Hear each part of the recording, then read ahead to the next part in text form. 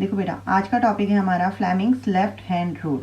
किसी current carrying conductor को अगर किसी मैग्नेट के मैग्नेटिक फील्ड में रखा जाए, ठीक है, तो क्या होता है बेटा, जो आपका मैग्नेट प्लेस किया गया है, ठीक है, नियर द कंडक्टर, तो कंडक्टर, आपको पता है कि कंडक्टर में जैसे ही करंट पास होना शुरू हो जाएगा तो वो एक मैग्नेटिक फील्ड भी प्रोड्यूस करता है, प्लस जो हमने अपना मैग्नेट वहाँ पे प्लेस किया है वो भी अपना मैग्नेटिक फील्ड प्रोड्यूस करेगा। तो ये दोनों क्या करेंगे, एक दूसरे पर एक फोर्स एक्सर्ट करेंगे, जिसकी वजह से जो आपका कंडक्टर है उसमें मूवमेंट आनी शुरू हो जाएगी, जो कि इस फोर्स को शो करेगा। ठीक है, तो इस फोर्स की वैल्यू मैक्सिमम कब होती है, जब आपका कंडक्टर और जो आपका मैग्नेटिक फील्ड जिससे आप प्रोड्यूस कर रहे हैं मैग्नेट को, दोनों को अगर एक दूसरे के परपेंडिकुलर रखा जाए, और फोर्स जो एक्सर्ट होता है वो भी इन दोनों के परपेंडिकुलर होता है। ठीक है, तो according to Fleming's left hand rule कि अगर हम अपने लेफ्ट हैंड को स्ट्रेच करें लाइक दिस, तो हमारा जो इंडेक्स फिंगर है ना बेटा, वो हमारे मैग्नेट के मैग्नेटिक फील्ड को शो करता है। ठीक है, ये जो हमारा मिडल फिंगर है वो किसको शो कर रहा है, करंट को, यानी कि करंट की जो मैग्नेटिक फील्ड है उसको शो कर रहा है, डायरेक्शन ऑफ करंट को शो कर रहा है। ठीक है, और जो हमारा थंब है वो किसको शो करता है, वो शो करता है कि इन दोनों की वजह से, यानी कि करंट के फ्लो की वजह से, direction of flow of current, और जो मैग्नेटिक फील्ड जो उसके अराउंड मैग्नेट रखा गया है, जो मैग्नेटिक फील्ड वो प्रोड्यूस कर रहा है ना, ठीक है, इन दोनों की वजह से जो कंडक्टर में फोर्स एक्सर्ट हो रहा है, ये तीनों ही एक दूसरे के क्या है, परपेंडिकुलर है।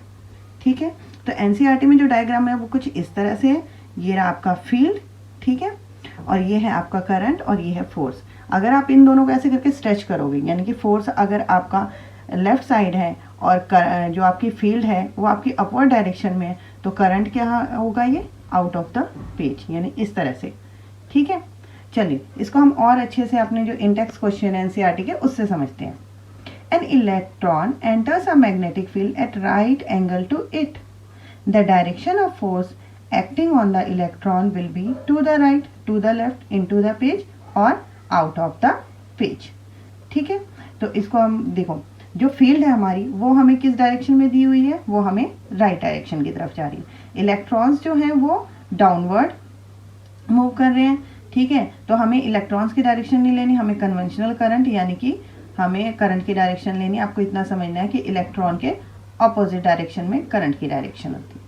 ठीक है, तो करंट कौन शो करता है हमारा, ठीक है, करंट हमारा मिडल फिंगर शो करता है। फील्ड कौन शो करेगा बेटा, फील्ड हमारा इंडेक्स फिंगर, और फोर्स कौन शो करता है, हमारा थंब। ठीक है, चलो अब अपने लेफ्ट हैंड को इसी के अकॉर्डिंग रखते हैं। तो ये देखो, अगर इस तरह से आपका फील्ड इस डायरेक्शन में जाएगा और करंट आपकी, ठीक है, ऊपर की तरफ है, यानी कि अपवर्ड डायरेक्शन में जा रही है, तो आपका जो फोर्स है वो कहाँ जा रहा है, देखो थंब मेरा कहाँ जा रहा है, इनटू द पेज। ठीक है, तो इसका आंसर क्या होगा, direction of force acting on this electron will be into the page. Okay.